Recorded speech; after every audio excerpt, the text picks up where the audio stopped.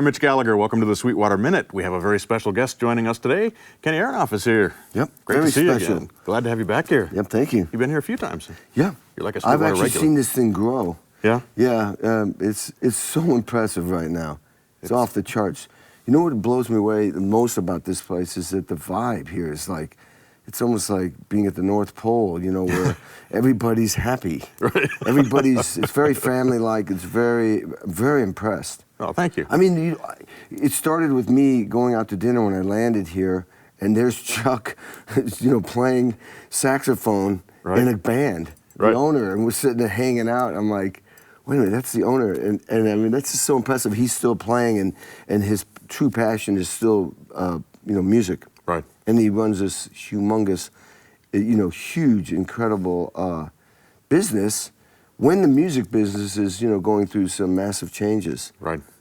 That's why it's like the North Pole. Yeah. It's not believable. Santa's workshop, right?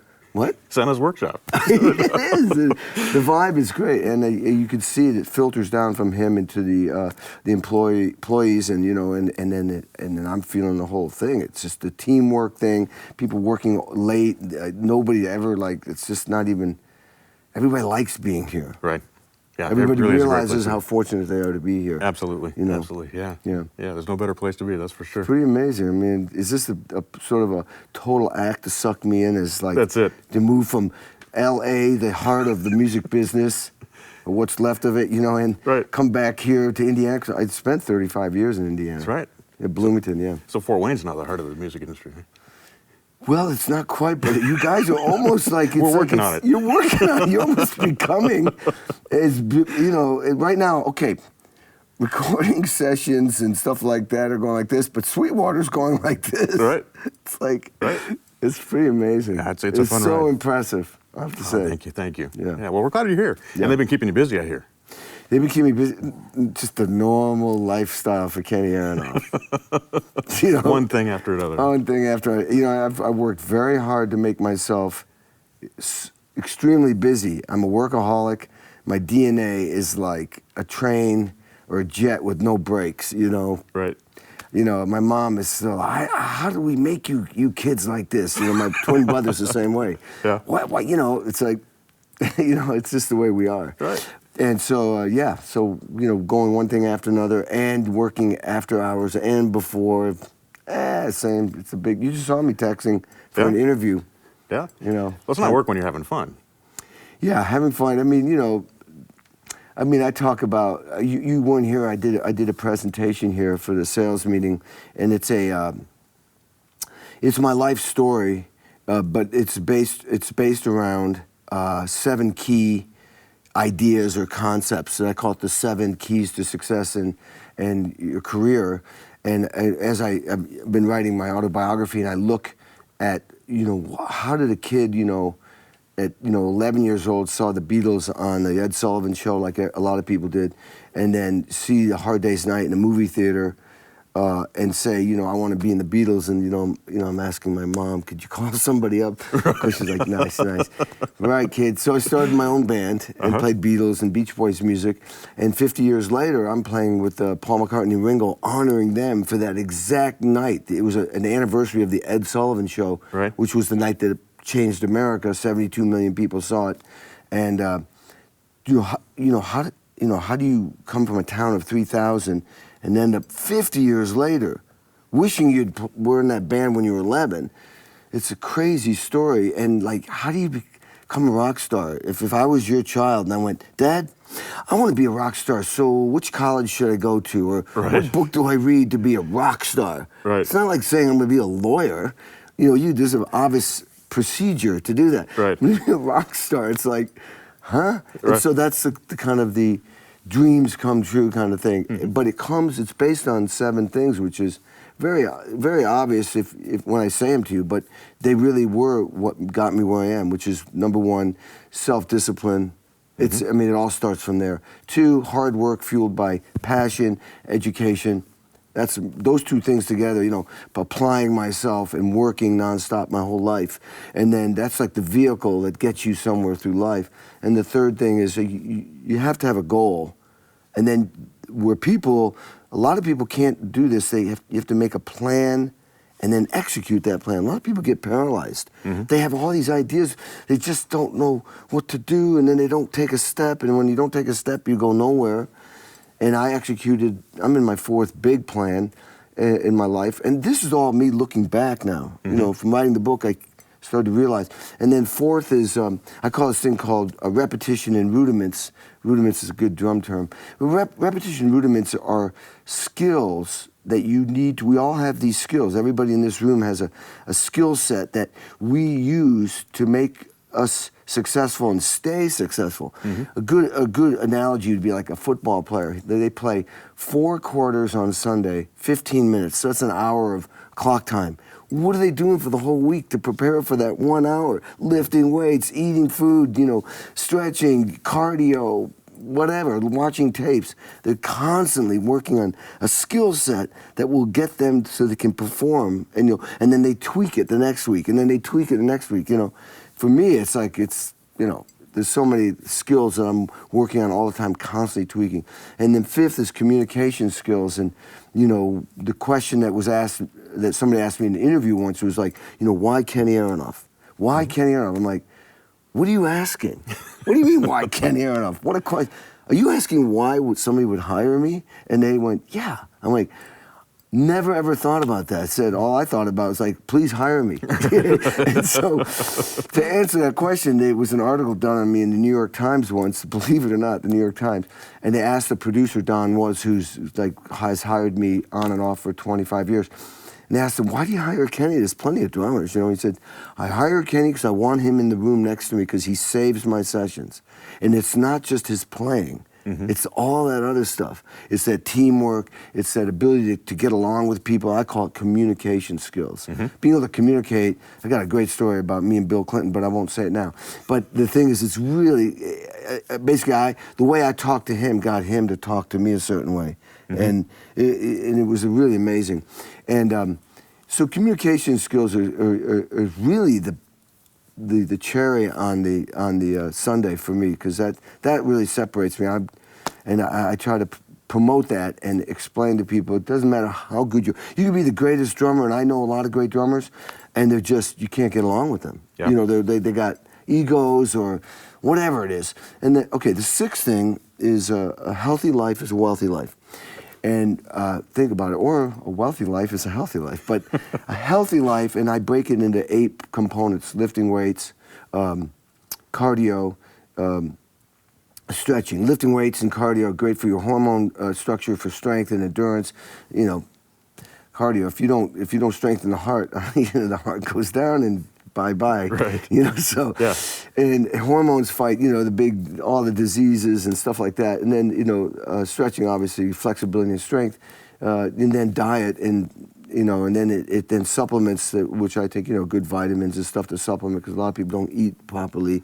And then you get into, after supplements, you're into water, which is, water is the way you get oxygen into your brain. Water makes your blood flow more, which which brings oxygen to your brain, makes you think better. Blood flow is kind of a good thing for your body. Yeah. And then there's sleep, which I'm totally addicted to now. I'm not a good sleeper, but I realize how good it makes me feel. It just repairs your body and your brain. And then meditation is the last one. I think I got it all. Weights, weights, cardio, stretching, what you eat, supplements, water, sleep, and meditation. And meditation's a big thing now. Meditation they're using it even in prisons now to get people to become calm, become more aware of who they are, work through stuff so they don't have frustration, tension. Tension's one of the worst things for you anyway. So if you can calm that down. So that's my healthy life, is a wealthy life. And finally, the last thing is to be relevant, which is to be able to adapt, like what Sweetwater is doing all the time. Adapt to what's going on out there. Be present and understand what your business is, but to be able to adapt as things are changing, which are changing faster than ever now. Right. So that, I'm sorry I'm talking so much, but that's great. Those are the principles that I've applied to my life, that I realized I applied to my life that have made me what I am. Now those principles, I'm almost like life coaching myself with my own principles that I've been doing anyway. Yeah, right. It's really cool. Right, and helping so many other people. I mean, that's Oh, awesome. yeah. You're And spreading you that know knowledge. what? Be it a businessman, successful, to little kids, it's always good to be reminded, of things that we already know, or maybe we didn't think about, or maybe the way I say it is the way it clicks, you know? Right, right. So, yeah, and that's weaved in through my book. So my life story with those principles is in my book, and it's what I speak about and talk about. And I live by it. Right. Yeah, obviously. Yeah. It obviously works for you. Yeah, it does. It really does. So a couple interesting things that you mentioned there. You talked about weights, and I lifted weights as well. And it's interesting when I talk to musicians about that, because a lot of musicians are a little afraid of lifting weights. They don't want to get Well, you too don't have big. They to don't want to bulk- get tight. Yeah, they but you don't wanna- have to bulk up. Right. I mean, obviously, I've got muscle definition, Yeah. but you don't have to. I mean, when I say weights, it could be 10 pounds. It's just putting blood into the muscle and making the muscle a little bit stronger and firmer. You don't have to be Arnold Schwarzenegger. That's the problem. See, like, people will get freaked out about something like that, and I try to say a little bit is better than nothing.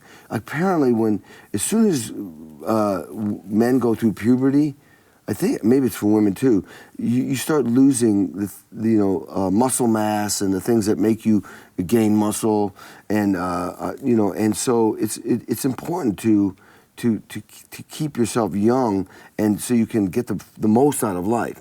So when I say weights, it could be 10 pounds. Do 10 pounds every exercise. Oh my God, you'd have to do 1,000 reps of 10 pounds like this. But you know what I'm saying? Right. 10 pounds like this, you just do more reps. And it puts blood flow in there, it keeps the muscles firm, and that keeps your hormone levels up.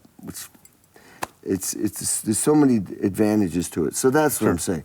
You don't have to get the 100-pound dumbbell. You know, one lift of 100 pounds is not as good as 1,000 lifts of 5 pounds. Right. That's what I'm saying. But it's moderation too, Yeah. right? I mean, not getting carried with any of the things that you're talking about. It's really, Yeah. you want to be. Well, when I lift weights, I mean, like in a hotel room, I have push-ups. I do with a chair. I like a chair with the arms, keeps my shoulders in, as opposed out here, which can mess the rotator cuff. I'm in here like this. I've got bands to do this for the shoulders, and for the curls, I do on a chair. I do for my triceps like this. And the only tricky one is the back, but I can use the bands to do the back, or I've even hung from a door and pull myself up. That's not great because you're at an angle, but I hit and then I could do squats with my legs, and I've hit all 6 muscle groups. So I can do it. Yeah. I did this morning. I did it last night before I went to bed. One set. This morning, one set. Better than nothing. Right. Better than nothing. See, a lot of people get freaked out when you call it fall off the horse. They go, it's over. No, the challenge is being able to get back on the horse and not give up. You can't. It's not all or nothing. So, it's the guy who signs up for the program at the gym, and he's kicking butt and he's doing great, and then all of a sudden he has a bad week and he gives up. Challenge is to not give up, except that you just had an off week. Get back on the horse and get back to it. Right. That kind of thing. Yeah, great advice. And for $1,000, you can buy my course. There you go. I don't have it yet. Right. Bodybuilding. with Yeah. Kenny. So the bodybuilding thing, right. is not a bad thing. Right. It's a good thing. So another thing you mentioned there was education, and I think some people would be surprised that with your rock credentials, you have a big classical background. Yeah. What led you in your teens to decide to study classical music and really pursue that so intensely? Well, I said I wanted to be a rock star, and there was no drum set teacher when I was a kid back in 1901. No, but there was no drum set teacher to study with, and I saw this kid I was self-taught. So I was playing in rock bands since I was 11. I saw this kid getting better in my little teeny town. I said, man, who's teaching you all this technique? He said, well, I'm taking lessons from the principal percussionist of the Boston Symphony Orchestra. And I grew up in Western Mass. And the BSO, Boston Symphony Orchestra, would go from Boston to the summer, they'd go to Tanglewood, which was 3 miles from my house. So I went, I'll try taking a lesson with this guy. This guy was like, whoa. I show up in my first lesson, I went to Boston, and he goes, what's your name, son? Kenny Aronoff, and he goes, Would you prepare for me today? I'm like, what? You know, he says, do you play marimba? You have mallets. And that's what he said, do you have a mallet piece? I said, what are mallets? See, I wasn't in a high school band. It was not a really killer program there. So I just played sports, and rock and roll was my music thing, and chasing girls, of course. And just a normal kid, not doing great in school, you know.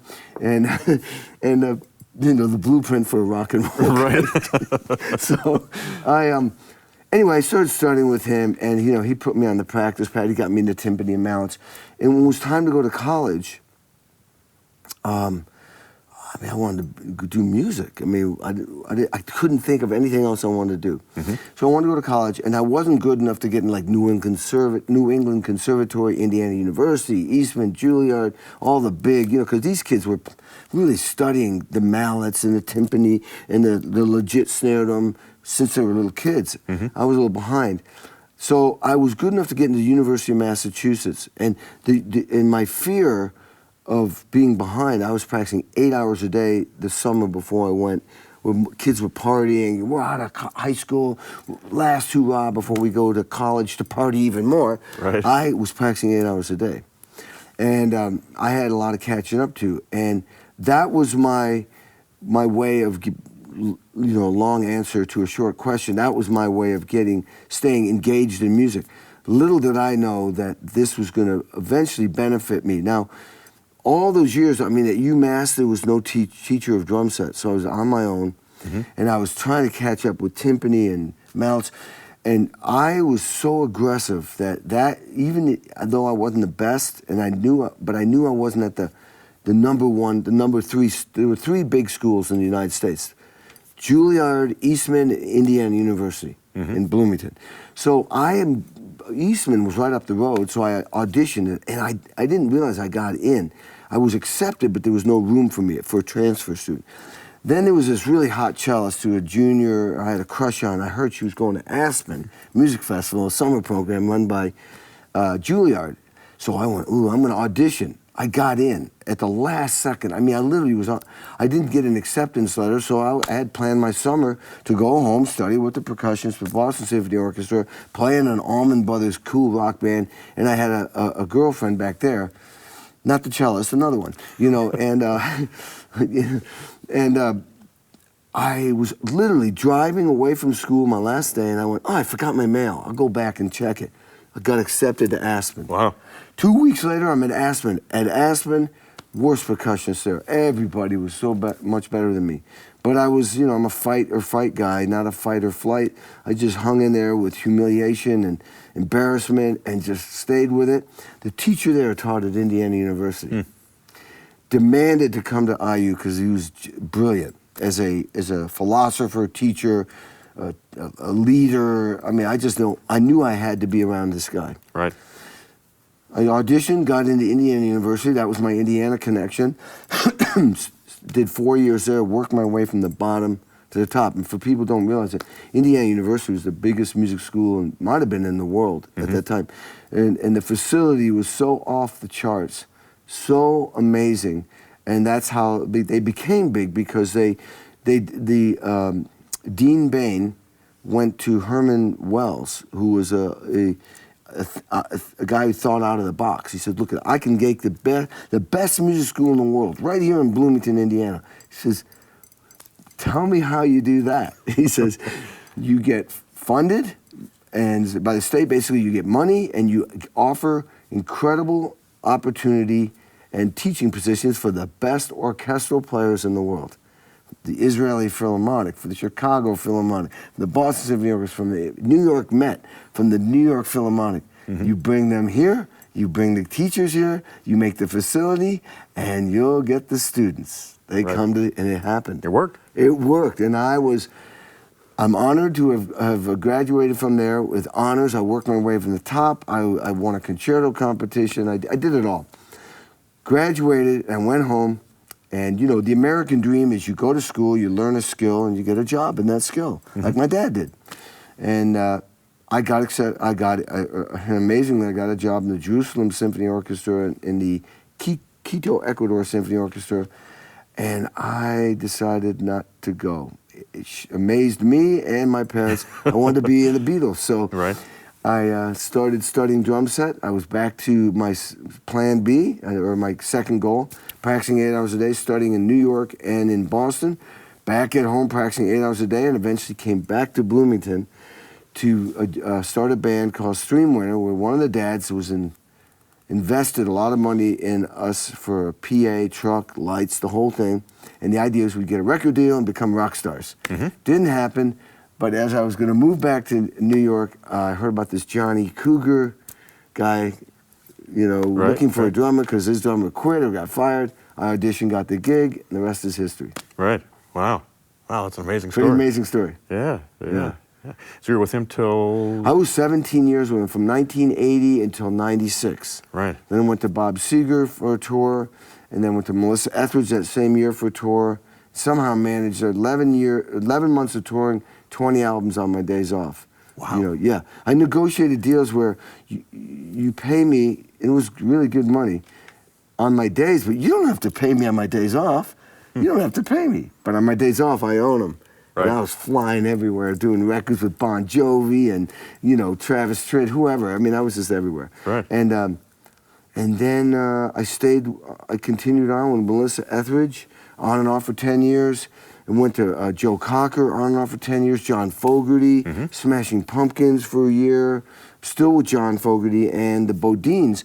It was funny, I was looking, I recorded with the Bodines in 80-something, and I've been working with them, records and tour, on and off for 24 years. Wow. And so I'm now with Fogerty and the Bodines, and still doing, sessions and still being Kenny Aronoff. Right. So how big a difference is it with Mellencamp? You recorded the albums, you created the albums as part of the band. Right. Going to somebody like Fogerty, where there's this legacy of stuff that's already been played and you're coming in to play those songs, how much freedom are you given to make them your songs, or do you feel obligated to recreate what's on those records? Well, that's a good question. The thing is a lot of people, I get criticized sometimes because I'm not playing it like the old Creedence thing. The Creedence sound is unbelievable. Not to be disputed, but John Fogerty does not want to play those songs like that anymore. So John wants me to play them, and I was the 30th drummer on his Blue Moon Swamp record, which won a Grammy. And he spent 5 years getting back into the music business because he was disillusioned by some experiences he'd had, with all the lawsuits, I don't know if you know the history. And he spent 5 years getting back into it, and he spent 5 years making the record, and I was the 30th drummer in the end of the 5 years. And he went, "You're the drummer I've been looking for my whole life." Nice. Isn't that great? Yeah. And so I've been with him ever since, except for when I went out with the Pumpkins. And he wants me to play aggressively, songs more edgy, more on top, not the laid-back, swampy thing. He says he never wanted it to be that way, but that's what came out, and that's what everyone likes. It's just interesting. So I play way aggressively and push the songs. So that's what he wants. So look at, I listen, I learn, I lead, but I'm not the boss. Right. And that's a huge distinction. Yeah. You listen, you lead. You listen, you learn, you lead. I count off the songs, I lead, I tell people where we're going. I got this attitude where I play, they have to follow me, but I'm not the boss. When the boss says change it, I change it. Right. Interesting that you talk about that being the leader, because about a year ago you played with Paul McCartney and Ringo Starr, and you did double drums with Ringo. Yeah. How do you approach that when you're playing with another drummer, especially somebody like Ringo? Well, that's a good question, because when he played the song Boy, I gave him the tempo, but as soon as we started playing, he slowed it down because, he's singing, he's playing, and that particular day he felt it slower. His tech, and I saw his whole entourage going, he goes, "What tempo do you have?" I said, "The tempo I have is 141, but the tempo I'm playing is what Ringo is playing." Listen, learn, lead, but he's the boss. Sure. And what happened was, and they said, "Yeah, but this is his tempo." I says, "Talk to Ringo. You tell him that's the tempo, because he's not singing at that tempo. He's slowing it down to where he's comfortable. And I don't know about you, but I'm working for him right now. You go tell him he's wrong." Right. he sets the tempo. Right. I give him the tempo, he counts it off, and he brings it down. I play with him. That's what I do. I'm a team player. I play, I make sure I accommodate him so it sounds good. Right, right. So we had Sean Pelton here. He was here recently. Awesome. And, he mentioned that he had studied with you when Yeah, you were in Bloomington. awesome. So when somebody like Sean comes in, or another drummer, and you're trying to convey what you do to them, how do you approach that? Do you look at their groove? Do you try to fix that, their technique? Well, in that case, way back when he was studying at IU, I was 10 years older than him, so I already was in the Mellencamp band. I was living in town playing in, as a matter of fact, I was playing in another band that he was in one band, I was in another, and he suddenly it hit him that he dug what I was doing, and so he came to study with me to learn my thing. So at that point, he was like, just give me your whole philosophy. Teach me to be you, that kind of thing. And so I just taught him everything that I was doing, and at that point, it wasn't really me critiquing him and saying, well, do this and do that. I was just teaching him my stuff. And then he took that and became, his own identity, Yeah, obviously it worked out well for him. Yeah, it worked out. Yeah, he's great. a great guy. Yeah. And yeah, I mean, he's done real good. A great story about him. I'll never forget. I had done this John Eddie record, and I couldn't go on tour with him. He lived in the East Coast. Sean was still here. He'd graduated, and Sean, I said to John Eddie, you should use Sean Pelton. And Sean then moved to the East Coast, New York, and then played with John Eddie, and then eventually hooked up with G.E. Smith. And then John calls him and goes, Kenny, give me your advice. I gotta, GE asked me to do this Saturday Night Live gig. Do I join? Do I do that, you think? Or should I hold out and try to make it in a big rock band? I went, dude, if I was to do one TV show, that's the show. that's the primo show to do. Saturday Night Live is like classy, and you're gonna be in your New York, and you got a guaranteed salary, and I mean Saturday Night Live is cool. Yeah. And he said, okay, now it's like been 20-something years, Yeah, right. Yeah. Right, pretty amazing. It worked out for him. But I'll never forget where I was standing. Wow. So I did SNL 6 times, Yeah. I read, actually, you were talking in an interview about the first time that you played on Saturday Night Live, that it was kind of your big wow moment. Yeah. It was, man. I was scared to death because, it's live. 7-second delay, and I'm playing with Mellencamp, and we've only been in the band for 2 years, and Jack and Diane and Hurt So Good were huge, and I think we did Hurt So Good the first song, probably Jack and Diane the second. So I remember we get in position, and the countdown, got 3 minutes, they're at commercial, they're setting us up, and there's the audience, it's like, oh my God, I don't want to mess up. And all of a sudden, this lady comes running through the audience and comes running up on stage and goes, poof, poof, poof, poof, the shine on my head. The whole audience broke out laughing, and I was so humiliated. I took it so seriously. I wanted to do a great job. Now, I would have stood up and gone, yeah, and I'd pull my pants down, and, once you pat that too, it would have been a joke, but Right. back then it was not a joke. I was like, oh man, I can't believe you just did that. I'm trying to stay focused. The whole world is watching me. Yeah, Right. I was really conscientious about doing a great job. Right. Yeah. Great story. Yeah. Great story. So as a drummer, it's interesting when I have bass players in, I always ask them, what do you look for in a drummer, and what do you lock to on the drummer? As a drummer, how does it work the other way? What do you look for in a bass player? What makes a great bass player to play with? Well, his time and groove, I mean, that's like when I was with Chickenfoot recently and Michael Anthony I'm playing, I mean, just, that guy is just always, he's really big with the 8th note thing. Dum, dum, dum, dum, dum, dum, dum, dum, dum. It's just perfect. I mean, he just is like perfectly follows me wherever I go. And James Lomenzo, who's playing with Fogerty, who is now with Fogerty, I got him in the band, and he was with Megadeth and Black Label Society and David Lee Roth, and was with, I think, he was one of the original members of White Lion, and just a monster player and singer. And he, and just no matter where I go, he's right there. He listens to the drummer. I'm leading. With some people like Fogerty, I have to lead, but I have to watch him every second I'm on stage and watch him. because he can change his mind on what the tempo is, Mm-hmm. you know, where he wants to go. But I don't even, James just follows me wherever I go. And tone, you know, I like it, you know, I listen to bass players for their tone, their groove, and their time. Mm-hmm.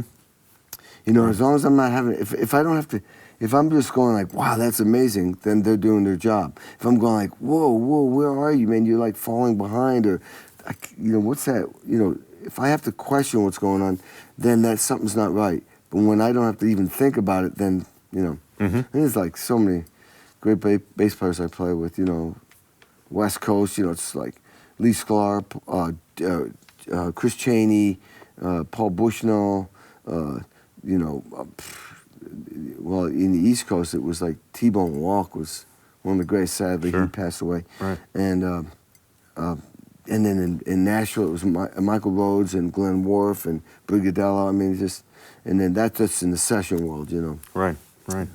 So how does a musician develop that sense of time and that sense of groove? Are there things you can practice or work on?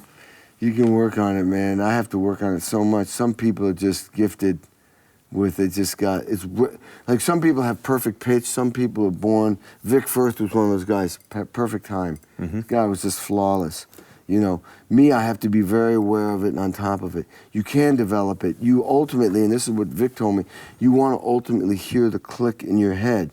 And that's kind of what I do now. I step out of my body or I listen when I'm playing, I hear the click, you know, in my head. Like, what people don't realize is that, you know, or maybe they realize, but when someone counts off to me, like say John Fogerty counts off a song, while he's counting off, I'm tapping, I'm already playing along with it. 1, 2, 1, 2, 3, 4. Mm-hmm. I'm already going. It's like if a train went by me and I tried to just jump on at 60 miles an hour, I'd rip my arm off. But if I'm running alongside the train and then I jump on, it's just, you just hop on.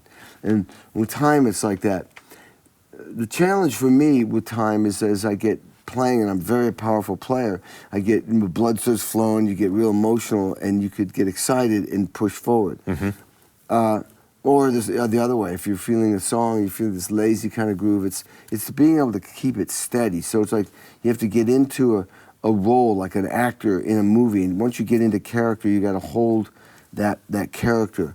And so to practice time, you can use a click track or a drum machine, but ultimately you've got to hear that click track and drum machine without the click track and drum machine going. Mm-hmm. And for me, it's constantly working on it. Stepping back and listening to myself as I'm playing.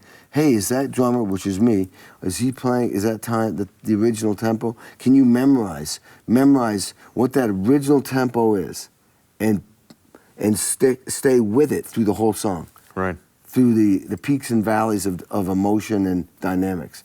Right. Very tricky. Yeah. For me, it is. Yeah, no doubt. I'm always working on it. Playing with a click is easy. Because now I just follow the click, and I mean, I'm a killer at that. I love it when I go on tour and we use the click. It's great. Right. The challenge is, you know, when there's no click. Mm-hmm. Right, right. You know. Yeah, it's so important to get that. If the feel isn't there, then none of it's there. But the weird thing is that some songs need to just edge forward or pull back during the song, too. That's the other thing. If it's so stiff, it's like, you know, it's like, God, I wanted emotionally the song to kind of push forward, and it never did. Mm-hmm. So sometimes I call it control of time, not just perfect time. You want to be able to have perfect time, but you better also have control of time. Right, right, yeah, important. It's a tricky thing, man. Yeah, no doubt, no doubt. You mentioned tone, and one of the reasons you're here is to do a clinic tonight on behalf of TAMA and Zildjian. Yeah. What drew you to those two companies? Well, Zildjian, I mean, I grew up with my whole life. I mean, that was the only cymbals I ever saw. And when I got in the John Mellencamp band, I was told, it's going to be really hard. They're not giving endorsements right now. You know, it's going to be really tough. As a matter of fact, it was Neil Graham from Fort Wayne who had XL Percussion. And did you know Neil Graham? I didn't know. Yeah, he had a drum shop up here. Then he started XL Percussion, which eventually was bought out by Gator. And he told me it's really tough to get Zildjian endorsement. But I sent a letter and I got a phone call one day. I'll never forget. I was in Oklahoma City and I got a phone call from Lenny DeMuso, the artist relations He says, Kenny, baby, this is Lanny DiMuzio. So I did a little bit of research on you and talked to Vic Firth and talked to Alan Dawson, who I studied with. He said, they say, you know, you're probably a good investment, so, you know, you probably aren't going to go away, you know, overnight and, you know, you're a good investment for Zildjian. We'll give you one set of cymbals. You break one, we'll replace it. And that was in 1981. Nice. So, yeah, so I've been, I love the family. I was really good friends with Armand. He loved me. He thought I was the coolest, and we both had big noses, and he'd joke, you know, we'll put our noses together, they could drive a Cadillac between us with the doors open and still not hit us. Nice, nice. Looks like your nose and mine could do the same thing. Probably get close, yeah. So, so I've been I love Zildjian cymbals, and they treat me, I couldn't be happier. They treat me, you know, so amazingly. They take care of me. Right. What I need is what I get what I need.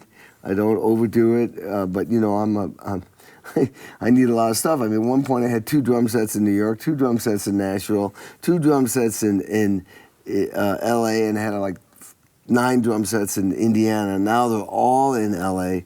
And, you know, touring cymbals, session cymbals, and, you know, clinic cymbals. It was a lot, man. I was probably at half their vault.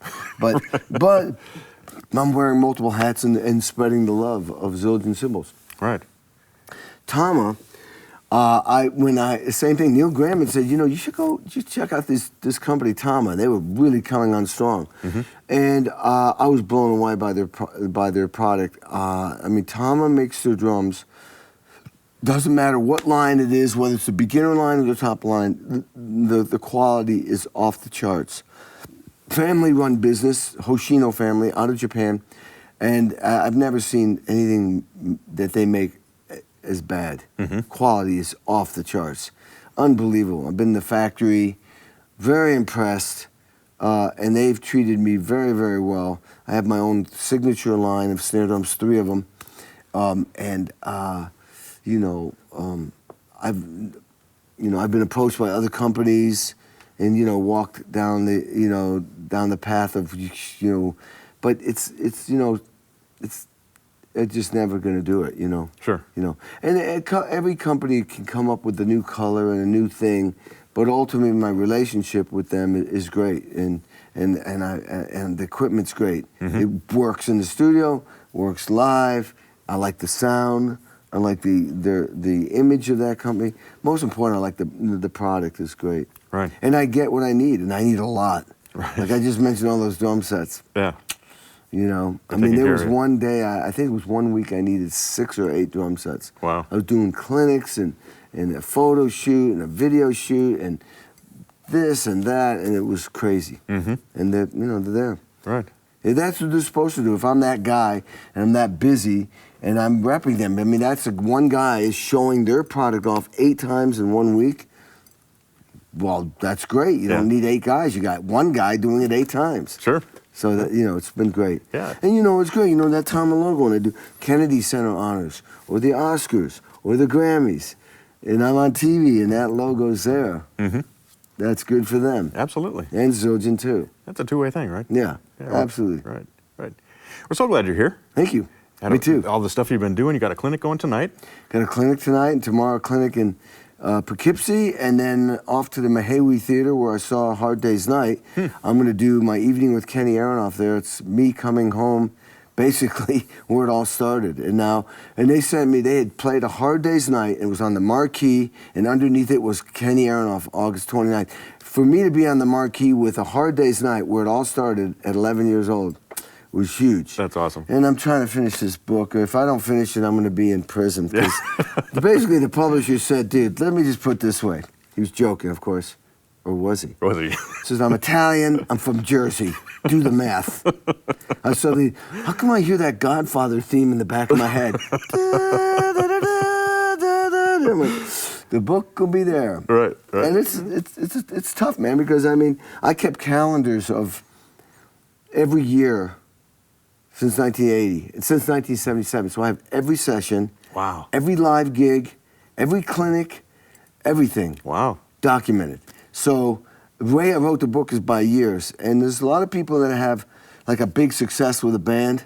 Well, this is ongoing for 35 years. It's off the charts. I mean, just when you think, could I have played with anybody else? And there I am, you know, Right. playing with people and just extraordinary, you know, stories, you know, and then I, you know, the personal life too. You know, I've got a lot of, Yeah, sure. you know, stuff in there. Sure, sure. But the key, though, when somebody just sees that, they think, wow, look at that. But, you know, based on everything you've been saying and what I know about you, that's all because you worked so hard to get I there. did. And Oh, yeah. congratulations on that. That's, Yep. that's a tremendous success. Yep. I'm Kenny of the past, present, and future. There you go. That's what I am. Awesome. Yep. Great to see you. Awesome, man. Come back again soon. I will. I will be back. Awesome. I heard that they're going to hire me for something. That'd be great. I know. You can play drums. Yeah, play drums, right. That's what they do. There you go. I'm Mitch Gallagher. Thanks for joining me for the Sweetwater Minute.